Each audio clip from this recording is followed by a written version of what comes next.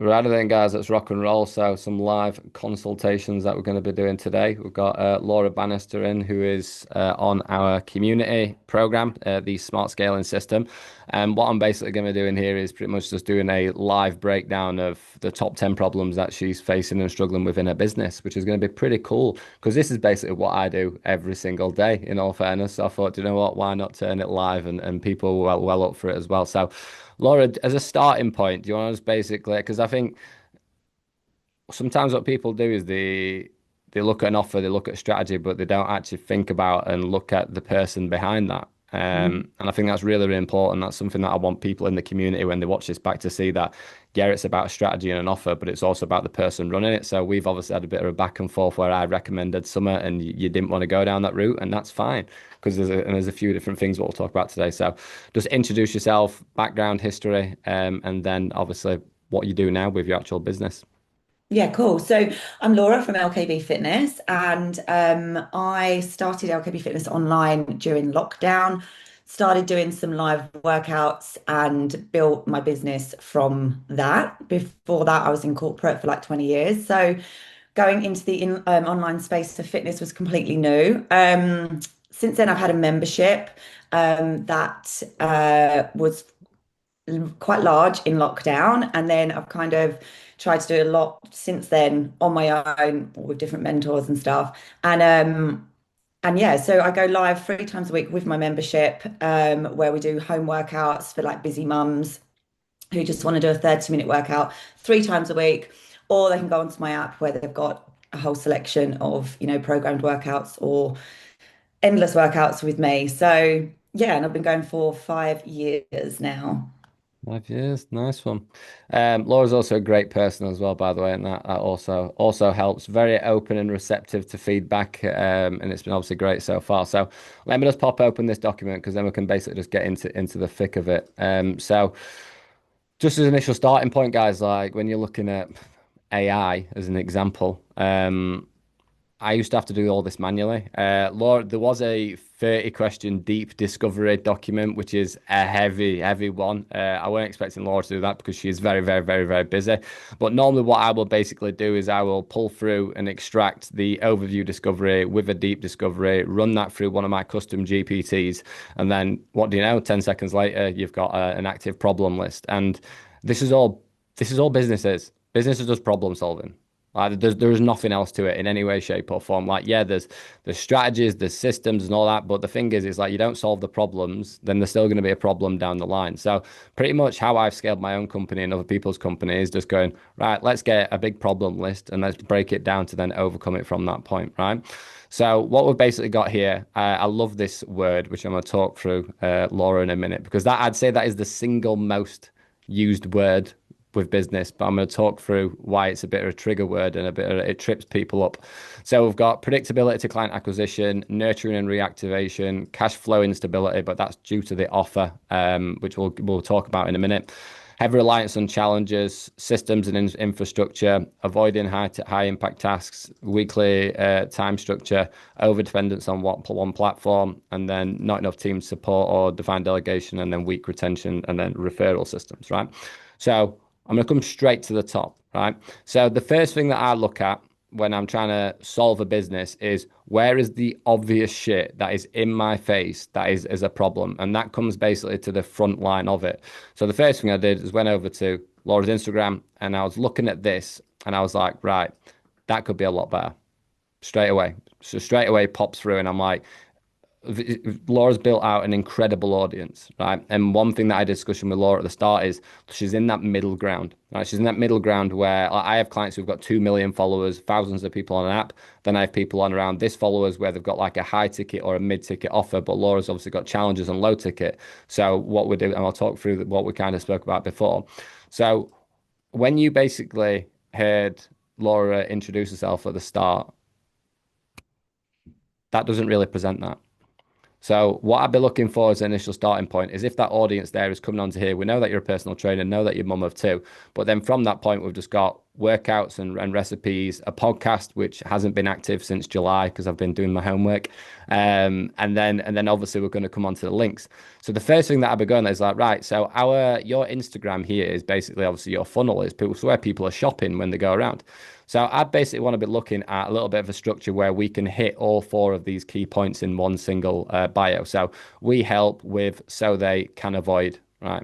Pretty simple when you've got obviously your Claude system and you've got your offer statement, Lauren. You can do a few after that where it's 3 lines because the more clarity that you've got on that front end offer, the more confidence that someone's going to have coming through. Whereas you've obviously got the like a website link and then you've got that. People are that lazy now, guys. They're fucking lazy. They would not, they'd be like, oh, have I got to read something and type it into Google? Oh, Jesus, right?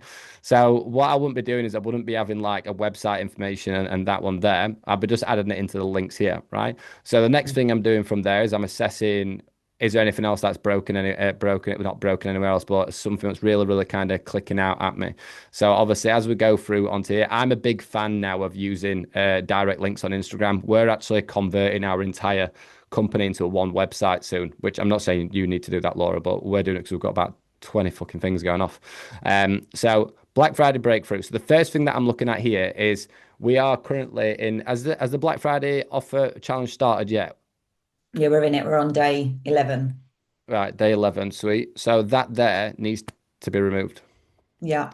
Yeah. So little, I know it sounds daft, but little things like that is, and we're going to talk through the upsell. Well, we've been back and forth on it quite a lot, haven't we? But the approach is to Yeah. upsell in this group. So Laura smashed it in all fairness. So when we got these Black Friday offers, we've basically ran like a group. And how many people did you get into it? 500 and Yeah, 500 and well, it was over 600 on the list in the end, but yeah. yeah, it's like half have come onto the WhatsApp and half are still remaining in the email. But that's still 600, but that's brilliant because Yeah. those 600 people, but what we're going to talk about there is this. So 600 leads mint because what we need to do is make sure whether they join or don't join or do it or don't do it, they're in our system, they're nurtured and retargeted every single week. So that's what we'll be coming around to talking about in a minute, which is mint. So that's all good, right? But obviously we've got a link there which shouldn't be there now, so it needs to be removed as soon as that's obviously finished. Mhm. The app, so them looking framework, this is fucking brilliant. Like, I genuinely love this page. I think it's interactive. I think it's clean. I think it's got loads of social proof on it. Like there is not a single thing that I look on there which I think is wrong, and that's an evergreen structure. So I'd definitely keep that in. Your 8 week shred, again, exactly the same. And you've obviously built it out into a wait list. That is also really easy, nice and clean, right? They probably could do a little bit more on there, but at the end of the day, like you're only building out a wait list anyway, so it's It's absolutely actually fine. changed yesterday. I've just not updated. It's literally All right, changed is it one. Yeah, sound? literally Right, yesterday. right. So it's just about getting these links sorted, I right? know. From that point, right, podcast. So at the moment we've actually got podcast in a bio, which is like a really, really, really, really, really big thing, but it's not an active podcast, and there's only 10 episodes. So for me, what I'm looking at there is like, is that a really high impact? Is that going to nurture people? Are they going to get that every single week? And obviously, at the moment with your time, you're probably going to struggle to stay on top of that. So that's just a link in a call to action in bio that I potentially just wouldn't have there because there's only a small amount. Because what you can actually do is during these episodes, all of these episodes can turn into emails for the next 10 weeks. Yeah. Real, do you know what I mean? So like think about how retargeting those data. So people can still listen to them and retarget them, but we can just package them in a different way. And then final one, when we come down to the bottom, we've got macro calculator, but then that's not, something's going wrong there. Oh, bloody hell. Right. Yeah.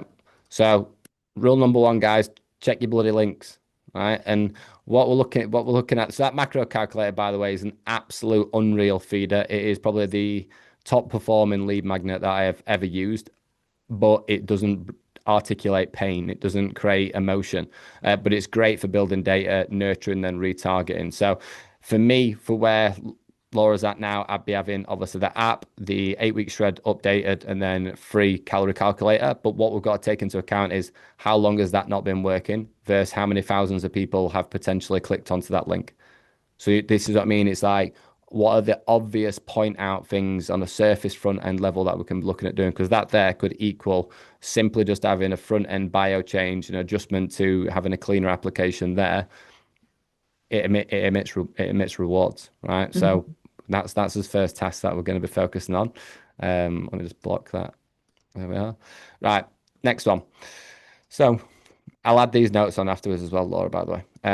So predictability to client acquisition, right? So this here is it's like the biggest trigger word that trips people up known to man, right? There's absolutely fucking nothing that is predictable in business.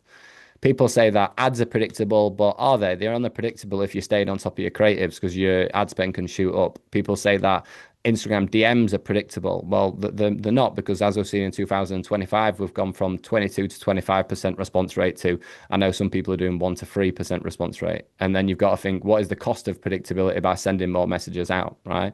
So what we've basically got to look at on here, right, when it comes to predictability, is just making sure that we've got some forward structures in place. So like when we've basically gone through there, we've got this free challenge, right?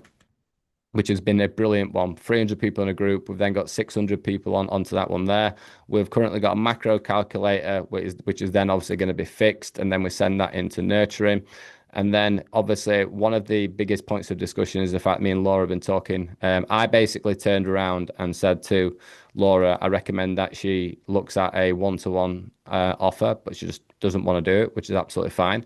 But what that means is we've got to then stack six challenges, six-week challenges, is it, or 8 weeks? 6 weeks. Yes, Six 6 weeks. weeks. Yeah, so six-week challenges to obviously make up for that, and then we've obviously got spacing in between what goes through onto that one there. So that's actually pretty simple because all you well, I've already sent Laura an overview to how you basically run it. But when you've got a offer like Laura's, where you've got like challenge intakes and then you've got app intakes, you just basically create phased marketing. So what you've basically got is you'll have like I hate saying this because it's probably shouldn't I shouldn't say this to people, but imagine people are like sheep and all you're doing is you're herding sheep. So what we'd basically do for Instagram and email call to actions and everything else is when we are marketing for a challenge, the only thing that we are doing is having a call to action for that challenge. When we are marketing for the app, the only thing that we'll do is we'll market for that. So this is if you look at someone like Sarah Catterson, this is obviously you know Sarah. This is what we have done with her business for the last 3 years. We're just running an open door, closed door policy. When it comes to the app, we're all in on the app. When it comes to a challenge, we're all in on the app. And literally all we're doing is we're opening and closing that door. Obviously, you can still have your build up on your register there, but it's just about even little stuff like changing your bio. And we're going to talk through your email stuff in a minute. So predictability to client acquisition. So when I look at predictability, I'm looking at what am I doing versus what am I not doing, right? There's obviously a podcast, which is going to lead down to the problem and right down at the bottom here, which is not having weekly structure. Because it's like for me, guys, I run podcast, YouTube, content, all channels, all my emails. I do it all myself. Obviously, I've got AI to support me now. But when I look at predictability, it's like, what am I not doing versus what I can be doing? So podcast is currently inactive. In terms of you spoke about your emails, what do you currently do? What's your email size and what you're doing with it? My email size is about 3,400 people. I send out a bi-weekly newsletter every other Friday. And then that is literally all I do with it. Apart from when it comes to something like a challenge, like I've been sending daily emails. I go all in on emails a lot when I'm selling, so I'm not doing the nurturing side of it by any means. Right. And a daily email system, once you've got Claude set up, is fucking easy. Right. So easy. I can give you, after this, I'll give you based on your niche, I'll be like, right, this is 5 days worth of emails that you send out. So when we're looking at predictability, we've got to think about impressions. So how many impressions are we making on our audience? You're posting onto Instagram every single day at a minimum. Yeah, pretty much. Yep. So every single day on Instagram's going, sweet. What else is predictable? Email marketing. If you can have I always say this to people is if I've got 10,000 emails versus 10,000 followers, I'm going all in on those fucking emails because you can average on it like a low open rate is around 27%. My emails on average are around 36 to 42%. So if I had 10,000 followers and 10,000 emails, that means that 3,600 people are opening my emails. Whereas fucking hell, your Instagram, I think the KPI is like 6 to 8% view rate of your own audience. It's something My stupid. my email rate is always between like 45 and 55%. And that's nuts. So I we've know it's that's always nuts. been that. It's The always only, been that. that's nuts to say that you're only marketing at people as well. The only people I've Mark Rhodes at Uncharted, he has ridiculously high open rate. So that there is something where we have got 3,400 people. Obviously, at the moment, we've got a lead magnet, which is gets a lot of data in there, but it's fucking broken. So we just need to get that fixed, get more emails in, get nurturing set up, and then start targeting those emails. And what you've got to look at when it comes to email marketing as well is like what we've just spoke about. Don't just plow people with marketing all the time. The No. best, I swear to God, the best responses I get on my daily emails is always when I'm just talking some, I'm talking shit about something that I've experienced or what I've just been through or one of the biggest mistakes that I've ever made. Like all of the raw and authentic stuff like builds up. So what you've got to imagine is it's like a high pressure point. So when you come, Laura's going to have six week challenges. What's your marketing period for those challenges? Like 3 to 4 weeks. Yes. 3 to 4 weeks. So if we've got six out of there, let's just say that I'll call it 3 weeks. So like let 5 months out of a year, Laura's pretty much going to be hard marketing, register, build up in sales launch. But that leaves another seven months where Laura can be giving value, presenting pain, building a personal brand, talking about her own experiences, talking about her own beliefs. And to ask someone to do that back in the day is difficult. I used to write all my own daily emails, whereas now I have Claude set up on my transcripts, on my human knowledge, on everything. So for me to run a daily email system does not take that much time at all. So what we can add there is like, right, with predictability, if that's fixed into a nurturing sequence, that's going to be a little bit more predictable than it been broken and not. Podcast is currently inactive, but what you need to look at is there a way that we can fit that in as a non-negotiable time block every single week? So, for example, with me, I have just obsessive time blocks every single week based on obviously what I am doing on a week-to-week basis and what tasks that I need to do. So, like you'll see paid ad creatives, weekly YouTube lead magnet, next week socials. So little basic stuff like that will go a really long way, which we can have a look at. But we can also actually design that up on a timetable structure and basically just look and going, right, what does your day look like at the moment? Let's design it and then let's copy it onto your Google Calendar. Um, Yeah, the Genuinely, podcast thing, I used my brother's got a podcast studio, so that I was using that, and then he's gone crazy busy, so I can't get a slot in. That's the only reason why it stopped. is it? Do you know your podcast? Is it you doing? Are you doing it with people or doing it on your own? I'm doing it with people, with guests. Why don't you start doing a podcast on your own? Yeah, I could do. My podcast has actually performed better since I'm just talking on it on my by myself. I And get you more just do it messages in now. where you are now. Yeah, just do it. Just do it here. Mm, okay, maybe I'll do that. Right. And think, right, how am I supposed to speak for 30 minutes? You can easily have a document open in front of you with 10 different points, and all you're Yeah. doing is just speaking for 30 minutes. And that there is a predictable asset that can be not only hit onto social media every single week, but hitting that email audience. Like every Friday, I email my podcast out. So we can be looking at turning that from inactive to active by self-podding. Cool. I don't even know if that's a word, but self-podding. Right. And then obviously from that point in terms of predictable client acquisition system. So are you, let's just say we've got, I mean, 80,000 followers. Do you currently use ManyChat with lead magnets Yeah. or opt-ins or anything? Yeah, I've got one lead magnet that I've just set up, which is a 5 ingredient recipe pack, and then that's got like a nurture sequence after it for the app. Yeah. Just set that up. See? And then that, imagine that every week. Mm.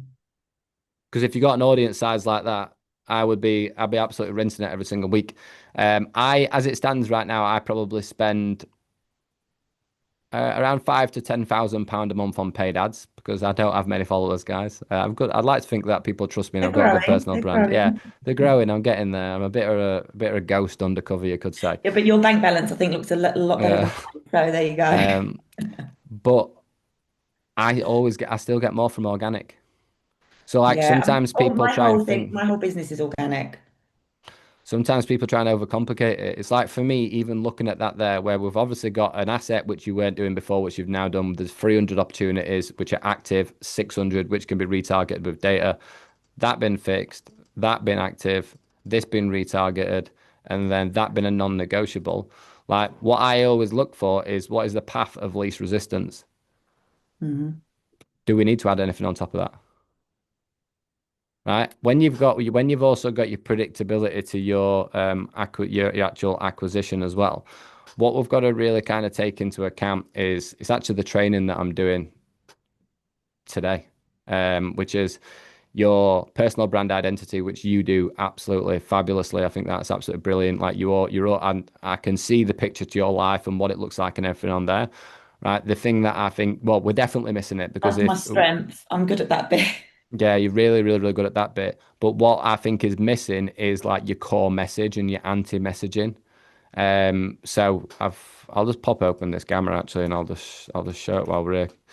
Still got to come to a call later though.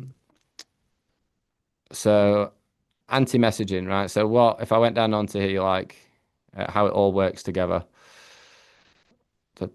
So your offer creates clarity, your niche shapes language, pain creates action, social proof promotes confidence, brand pillars shapes identity and association, which we've just said Laura's doing really, really, really well. Core messaging generates trust. Anti-messaging is disruptive polarity. Right. So what I mean by your message is like for me, I'm very, very, very. This is probably the only reason why I've got to where I'm in business because I'm very clear on what my message is. So, for example, with me is I genuinely believe that anything is possible in life when you are a good person. When it comes to people, I believe that honesty is the best policy. And when it comes to my actual business and everything that I do, I always ram down people's throats just to do it right so you don't have to do it twice. Right. So that's going to basically align to people's values, their core beliefs, and then their trust. But this is also really important, right? What is your anti-message? What do you stand against versus what do you stand with? So this is basically where you've got that polarity and you've got these groups, and I like to call it gangs almost, right? So I'm a complete like I'm the most understanding person ever. Like everyone in my community and Laurel know, like I will help anyone at any level at any point, but life is shit sometimes. You can't be a victim. Get over it. Like, I stand by that. If you Yes. dragging it for fucking years, it's pointless. When people only have a one-dimensional thinking process, I can't get along with that, and I openly talk about this. And then when it comes to my sector, I will openly slate and slag off the people who are only doing surface level strategies, where it's like, I've got 1% positive response rate on my DMs. Right, sweet, 10 extra messages. What? Make that make sense. Or I'm spending 5 grand a month and X, right? Well, you need to start spending 35% of your revenue. Like I've heard some mad stories. So that's what I stand behind. So what I would kind of be inclined to be looking at here is obviously what we've just got there. So messaging and anti-messaging. Because I think that if you even bring your offer and bio structure into there, that's going to be a lot better. But off the back of today, this is going to be tomorrow's task in the community anyway, because I'm going to basically turn around to people and say, I want to know what your brand identity pillars are and your message and anti-message. But that's going to start being a predictable process because the content that you're getting is going to generate conversations. It's going to generate interest because the thing that we're missing is that clarity, trust, and confidence. Do you know what I mean? Hmm. Yeah. Right. Next up, nurturing. Right. So when you say no nurturing, so nurturing from what? From an email perspective, So when someone has previously, when it were working, opted into your lead, bloody hell, what's it called? Macro leave. calculator. Oh, yeah. Um, did you have any email nurturing attached to there? Nope. Right. Lead magnets. And then what about the challenge register? The challenge register, yeah, I've got a whole sequence that's gone out daily for that, for the people on the challenge. Is that what you mean? So when someone I come onto your thingy here and I click onto 8 week shred and I add to waitlist, have you got anything what keeps That them warm? go. No. So how I'd approach something like this, guys. So when we've got a macro calculator or a lead magnet, I'd be looking at basically a 7 to 10 day sequence. People, I think it's silly not to do a longer period because if you don't like when that right, how do I explain this? When someone's directly registered interest for that challenge, right? They've shown interest. They've shown that they know that they're registered interest for something that costs money. So the only thing that I'd be doing on there is like 3 days focusing on excitement and date. That's it. So it's like really glad that you're in here. The next challenge is starting on this day. You're going to be able to sign up from here. That's the only thing I'd focus on when it comes to that. Whereas when it comes to someone opting in for a macro calculator or a lead magnet or what just had with the challenge, for example, I'd be running that over a 7 to 10 day period, right? And you can basically easily, I could process. So if I got this and from Laura, I could easily go onto Claude or ChatGPT and be like, right, based on my offer, what would you recommend as the top 7 to 10 day email nurturing sequence to get as maximum buy-in, trust, and engagement in there, right? So what we've got here is once that's in place, we've got better nurturing, and then obviously better excitement. So I don't like, look, that's really, really, really, really important. Don't get me wrong. But I think that that's the thing that's missing the most. Hmm. I really do. Like, but the thing is, if you can do that, you can easily get this stuff set up as well. I have to say now, I think it's always just been like an overwhelming thing for me personally with email systems and through with different mentors that I was with. I was changed email systems numerous times. It was just ridiculous. And now I'm on Flowdesk, which you guys have recommended. It's so simple. So Yeah, it doesn't it's seem overwhelming to me now. yeah, I'm an absolute guys like come to me with business strategies, systems, everything else, but you put me into a CRM, no chance. I've staff who do that for me, or email Mhm. software, I've staff who do it for me. But even Flowdesk, I understood to an extent. Mm. So that's obviously good. So then all we've got to do is like we've just got this task list, a lot of little tasks here, and then like there's some easy, quick fixings there. Because again, if we're looking at predictability, we can't have predictability unless we've got nurturing. But if we've got like everything set up on that front, we can do damage with that. So like I'm gonna put this as an orange because I don't think that that is I genuinely if you can get 500 people into a free challenge within 2 minutes, right? Then I think that once these are fixed, then I don't see that there's a problem when it comes to lead generation, right? And obviously we'll tackle it as we go along. Nurturing and reactivation, that is is a big problem, but that is a problem that can be solved in a 24-hour period. It's not something that's going to need a substantial amount of time. We can get onto AI to be producing a 7 to 10 day email nurturing sequence, and you've got your Claude trained up with your transcripts and your language where you can look at basically supporting the copywriting as well, right? Whereas if I used to have to ask someone to go and write a 10 day email nurturing sequence, it's like, oh, I've not done it yet, I've not done it yet, I've not done it yet. And that's what I love about AI because I'm like, you fucking got no excuse now. Go and get it done. Amazing. Um, right, cash flow instability and obviously zero financial buffer. So this is a situational thing. So obviously Laura's kind of come in like she's had different mentorships, different X, Y, and Z. Right, but I'm not bothered about that. The first thing that I said to Laura is, if I was in your shoes back in the day, I would not have gone with a low ticket app. Right? And I would not have advised someone to go with a low ticket app, right? But that isn't sometimes how it works. And actually, in hindsight, now knowing Laura more personally, I do think it was the right thing for her because she didn't. What you've got, guys, you've got high ticket, you've got mid ticket, you've got low ticket app, right? People who want to go down a low ticket app route, I will normally want them to have really, really high reach, really high engagement, really high followers to maximize that. And obviously, the further that you go up, you need less people, but you're getting more money, right? So I kind of pitched to Laura, what about this? Like a mid-ticket one-to-one. You can still do it passively with no sales calls, but she was like, no, like it's just not what I want to do. And this is exactly what I mean. It's like sometimes business isn't about this is the strategy they should do. It's like as soon as Laura said that to me, I just went, all right, sweet. Let's look at let's because no, my exact response was all right. She messaged good. I'm going to be honest with you, I don't want to do that. And I said, right, that's absolutely fine, but we're doing 6 challenges next year. There's always, do you know what I mean? So like, there's always a different way to look at things. It's not like you have to go down this route, for example, right? So in terms of right now, yeah, you're in the very early stages, but when we come in and we've obviously got coming into the back end of this challenge now, we've then got December coming into January. If we've then got a situation where it's like, designed on 6 challenges where we've got 5 months marketing into a new model that we've basically been working on anyway. And then all I do from that point, I swear to God, is like, I can't show you other clients, but I just go, ooh, where's the space? That's it. I just go, right, well, February is written off because we're marketing for a challenge intake, but we're obviously onboarding at the start of March. And I'll turn around and I'll just add, right, app. And then all I'll do is I'll sit there and I'll go, right, what can we do for the app?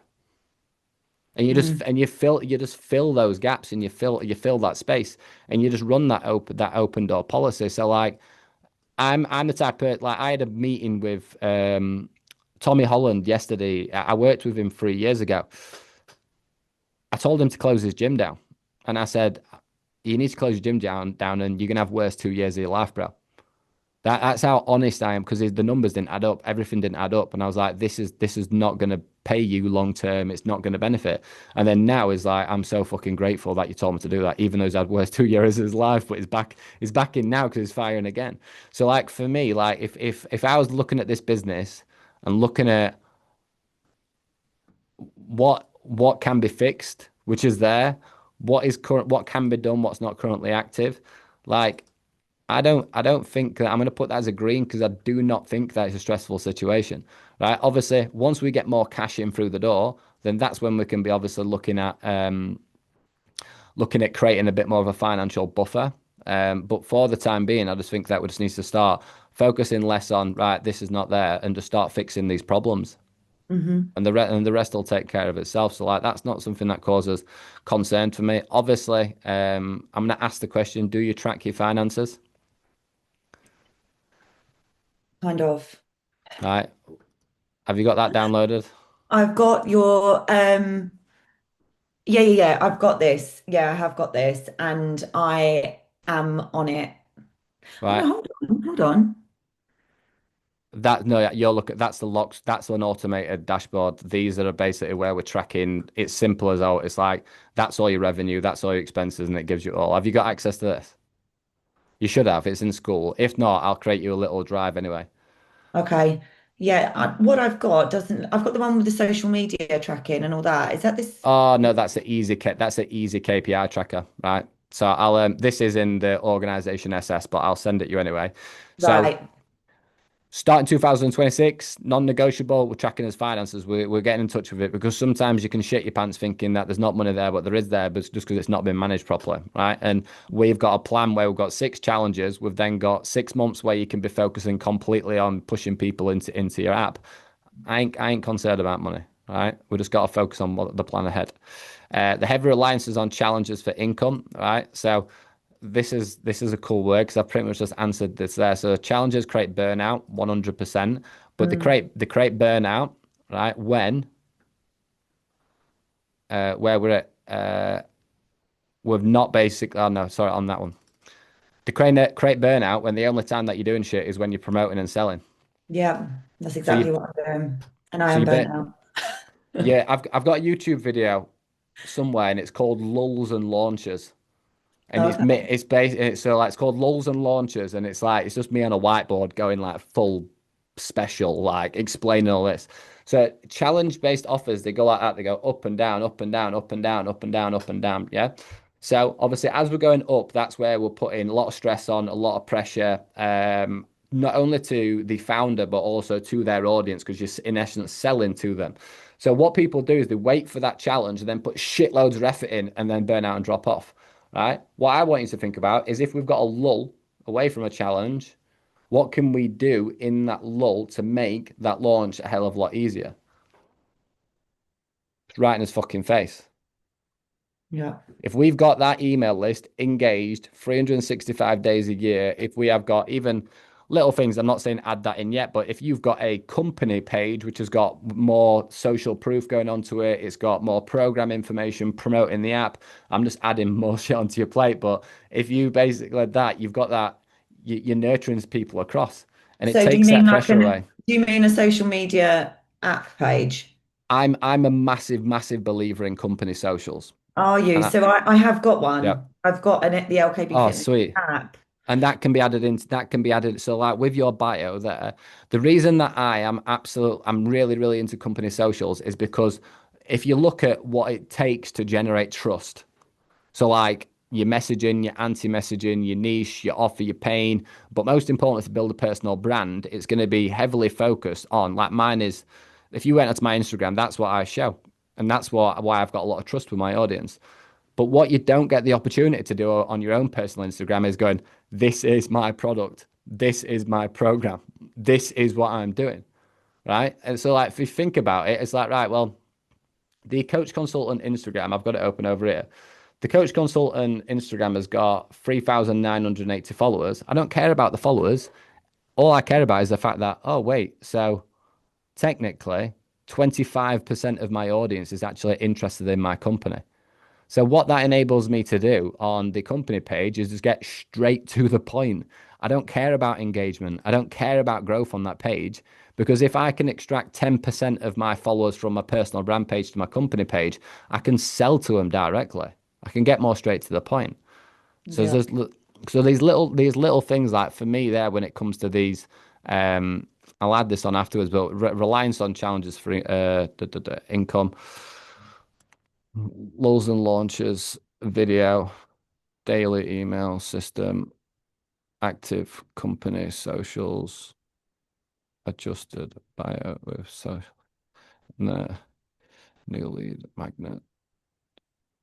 Right. And on the lulls and launches video, what it basically talks about and explains is if you, let's just say we had a KPI, we've got a KPI now for you at 3,400 emails starting January 2026.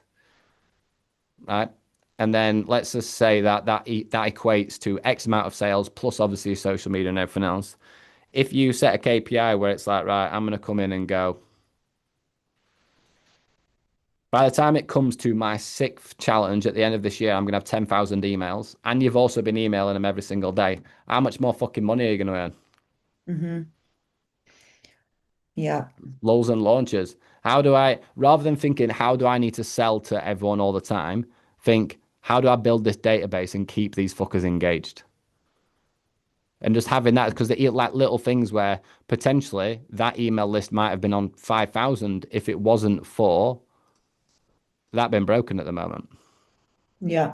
And you just keep stacking this data and accumulating it. I did a live webinar the other day and it was basically talking about the top 10 biggest mistakes I've made in business. And it was basically, it explains that I would rather take positive accumulative impressions over an acute launch any day of the week.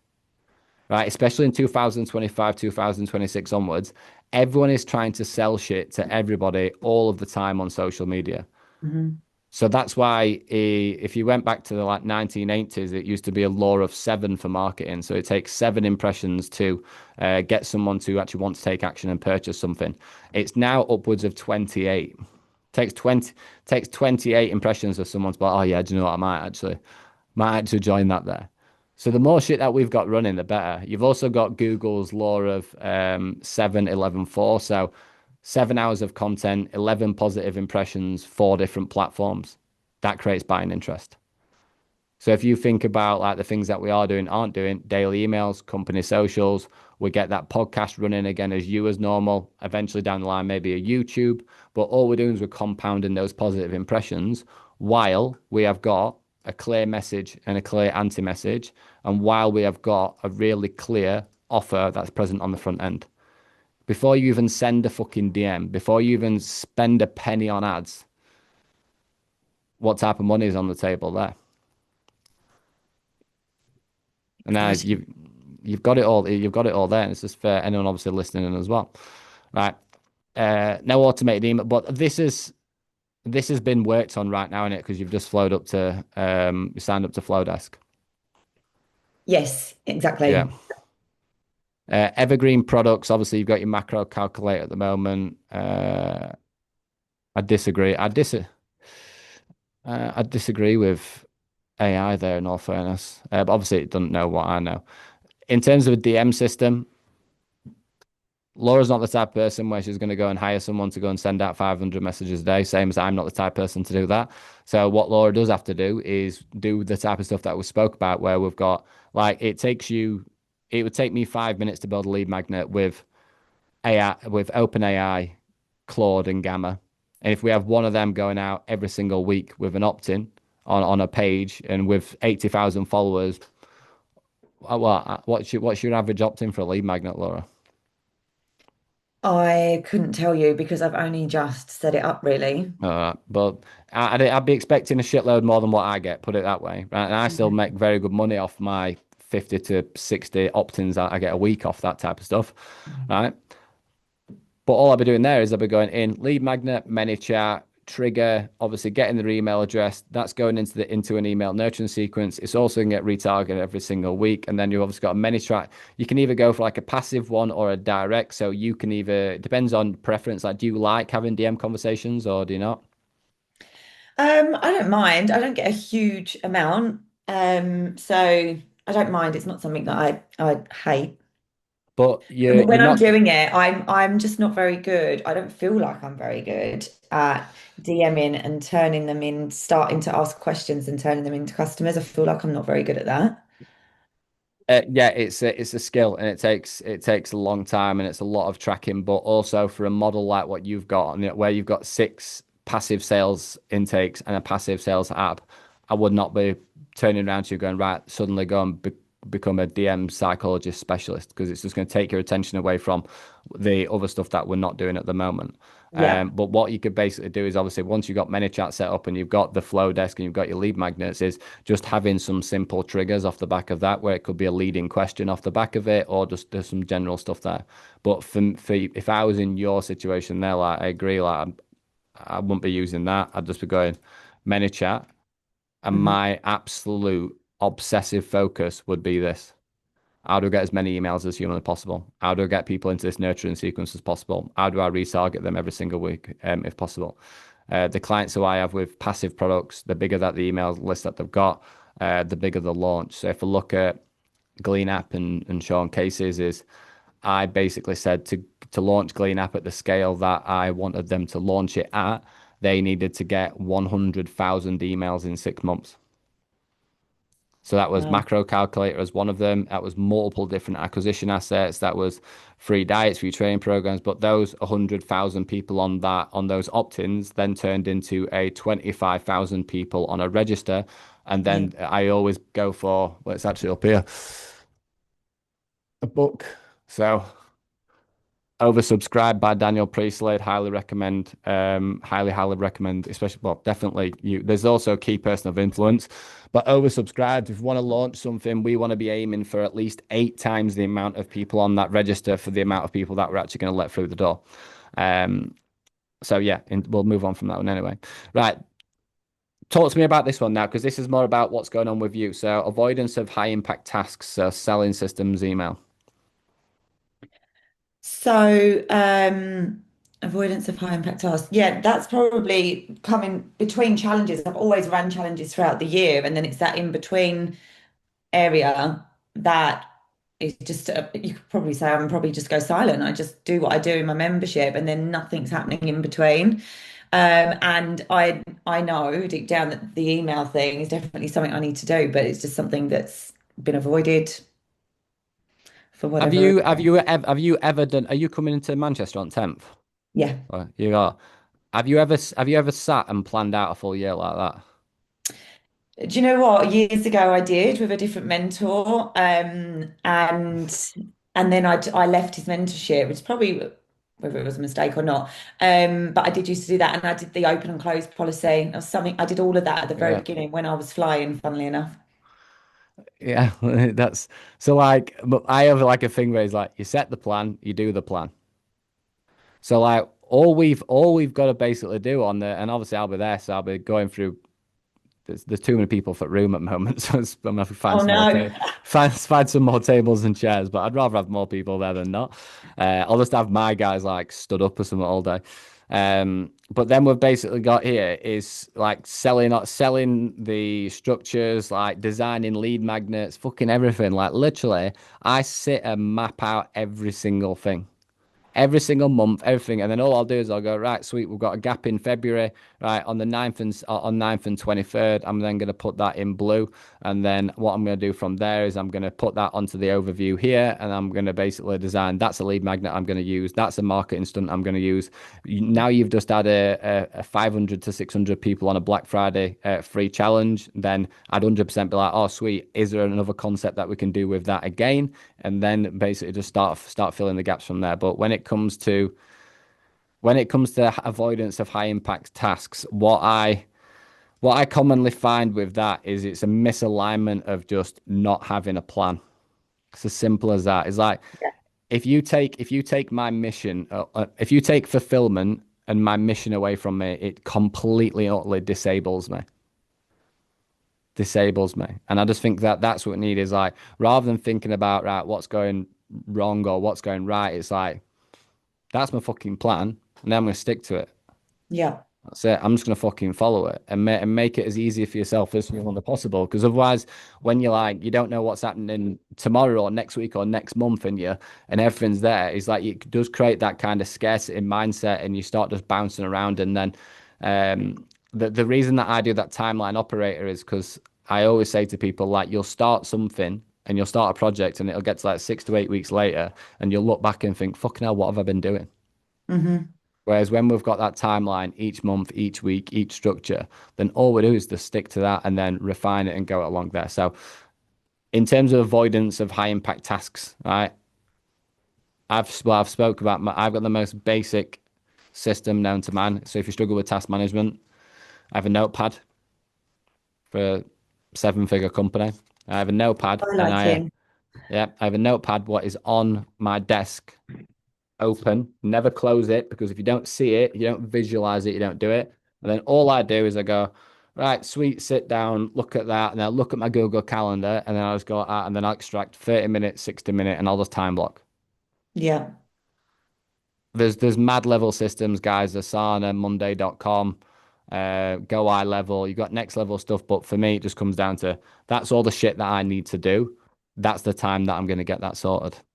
I had someone come in and do that for me before, like a CRM system, and I absolutely hated it. I am Yeah. such a pen and paper highlighter girl. Yeah, keep it simple and structure. Right. No clear weekly structure or task management.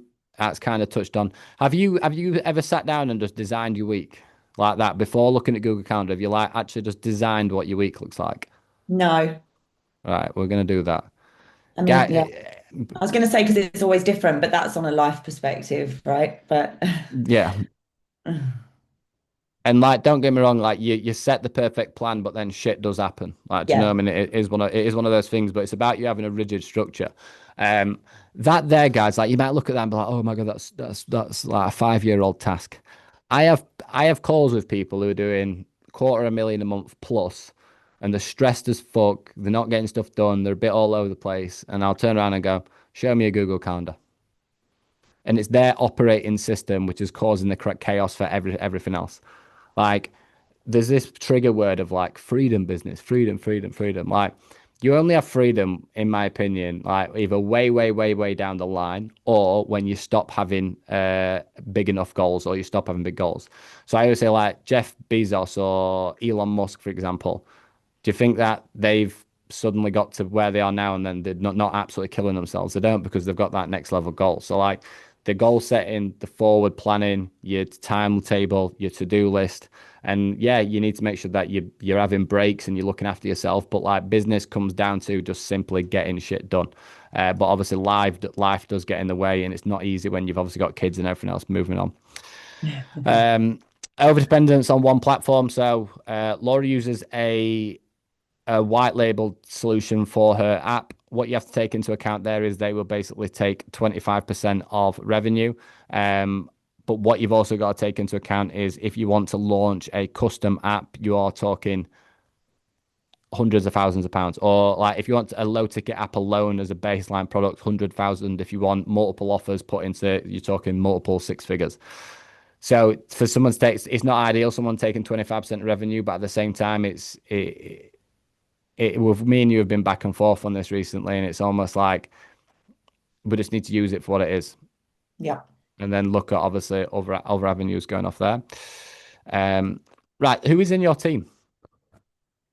So there's me, and then I've got help from Joshua over in the Philippines, who does my editing and loading of workouts onto my app.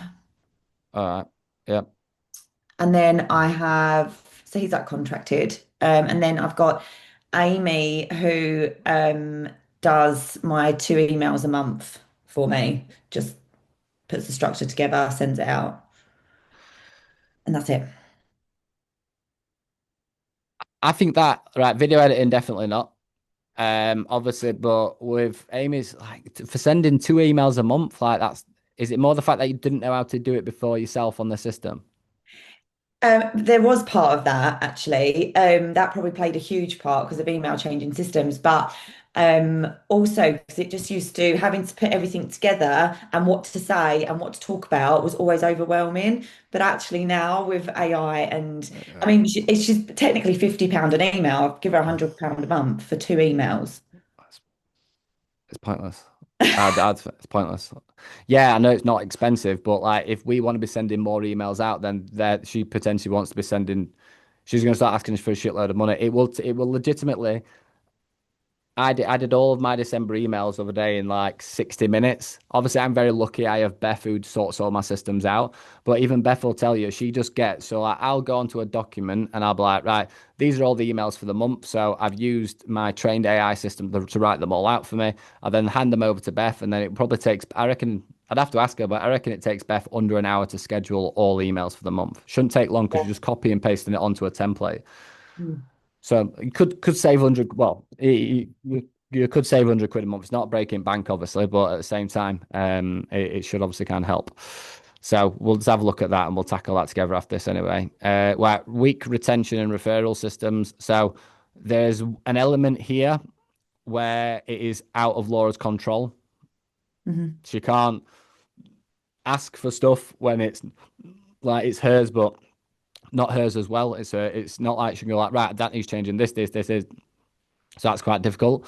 Um, so I actually think that is like, look, you're already doing up. Laura's the type of person where she genuinely gives a fuck about the people that she's working with. There is not a single doubt in my mind that that app and the challenges are not stacked with an absolute ridiculous amount of value, right? In this type of situation, in this type of circumstance, what I would not be doing is turning around to Laura or someone and going, yeah, we need to fix this retention and referral model, right? Referral systems are pretty difficult in general, right? I'll Mm. just add that for all businesses. Mhm. And weak retention is something that we wouldn't even know if we can even improve it based on what she's doing. So I wouldn't want Laura to be going, right, sweet, I'm going to start spending a day a week on how I can suddenly improve retention. I would be focusing Laura on fixing the problems where if, for example, she's generating more members, let's say 50 to 100 new members a month, that probably wouldn't have even been on the discovery because it's actually actively growing. Yeah. That's not to say you can't improve that and do other stuff down the line. Um, but I just don't think it's something that you need to stress about. Like for me, based on this today, I'll write out a list of shit anyway for you to make it really easy on WhatsApp. But I'd be focusing on this front end structure. And then Yeah. obviously we're gonna have in 6 days the 2026 master operator timeline done. And I think that that's where you need to obviously finish strong with that, and then we've obviously got a little bit of a POA for hopefully getting some people over the line onto the challenge from that Black Friday one. Yes, absolutely. Right. I'm gonna quick stop recording there, and then I'll have just 5 minutes with Laura alone. Enjoyed that, clients or people on YouTube. You can see I just enjoy shit like this, just my natural flow. In all fairness, and I like doing videos like this. So yeah, I'm probably gonna do this for a very long time. So nice one. Any questions? Just pop it over Instagram or whatever, whenever.